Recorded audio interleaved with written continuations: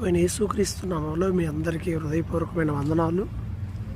ఒక చిన్న అంశం గురించి మాట్లాడాలనుకుంటున్నాను. అదేంటంటే, కష్టం వచ్చినప్పుడు, నష్టం జరిగినప్పుడు మన రియాక్షన్ ఎలా ఉంటుంది? ఒక కామన్ బిలీవర్ కాని వ్యక్తుల్ని మనం ఎక్స్పెక్ట్ చేయొచ్చు. అప్పుడు దాకా బాగానే ఉంటారు. కష్టాలు వచ్చినప్పుడు, నష్టాలు వచ్చినప్పుడు కుంగిపోతారు, చాలా డిప్రెషన్లోకి వెళ్తారు. ఇవన్నీ ఉంటాయి. కానీ ఒక బిలీవర్గా మనం ఉంటున్నప్పుడు క్రీస్తుని ఎరిగినటువంటి వారంగా మనం ఎలా ఉండాలి? ఓ పాట పాడుతూ ఉంటారు, నాకు బాగా గుర్తు, కష్టమైన నష్టమైన క్రీస్తే ఆశ్రయము అని. సో నిజంగా మనకు ఆ కష్టం వచ్చినప్పుడు, ఆ నష్టం వచ్చినప్పుడు దేవుడు నాకు ఆశ్రయమని దావీదన్నట్టుగా దేవుడే నాకు ఆశ్రయము అంటాడు. నా కొండ, నా కోట, నా దుర్గము, నేను నమ్ముకునే నా దేవుడు, ఇలా అనేక మాటలతో దావీదు పొందడం మనం చూస్తాం. దావీదు బలం పొందాడు దేవుని మాటలను బట్టి, లేదా తన హృదయానికి దేవుని గురించి తను చెప్పుకొని. మరి మనం ఎలా ఫీల్ అవుతాం?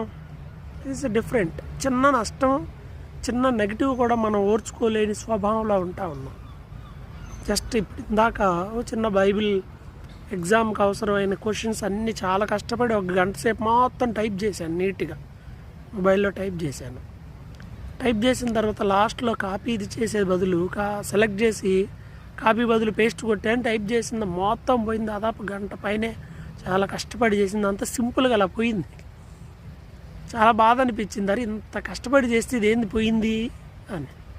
నాకు వెంటనే మైండ్లోకి విలియం కేరీ గురించి ఆలోచన వచ్చింది. ఆయన ఎంతో కష్టపడి బైబిల్ని ట్రాన్స్లేట్ చేయడానికి చాలా కష్టపడి అంతా రెడీ చేసి పెట్టినప్పుడు ఆయనకు ఒక ఇన్ఫర్మేషన్ వచ్చింది. అదేంటంటే, మొత్తం మీ ప్రింటింగ్ మిషన్ అంతా కూడా కాలిపోయిందండి అని. చిన్నదానికి మనం ట్రై చేయగలను, నేను మరలా టైప్ చేస్తాను, ఈజీగా వస్తుంది. అలాంటిది కష్టపడి అంతా సెట్ చేసిన తర్వాత, బైబిల్ కోసం అంతా ట్రై చేసిన తర్వాత ప్రింటింగ్ మిషన్ కాలిపోయినప్పుడు, మిషన్ అయితే మరలా కొనుక్కోవచ్చు కానీ అన్నీ అప్పట్లో అక్షరాలన్నీ నీట్గా పేర్చాలి. అంత శ్రమ పోయినప్పుడు ఆయన తిరిగి అన్న మాట ఏంటి అంటే, నేను మరలా తిరిగి ప్రారంభిస్తాను అని. నిజంగా దేవుని వాక్యాన్ని బట్టి అంత ఆదరణ అతను పొందాడు. కాబట్టి నీ జీవితంలో కష్టమైన, నష్టమైన, దేవుని తెలియకుండా తల వెంట్రుకల్లో ఒకటి కూడా రాలదని బైబిల్ చెప్తుంది. కాబట్టి అలాంటి పరిస్థితినైనా ఎదుర్కోండి. ప్రభు కోసం ధైర్యంగా నిలబడండి.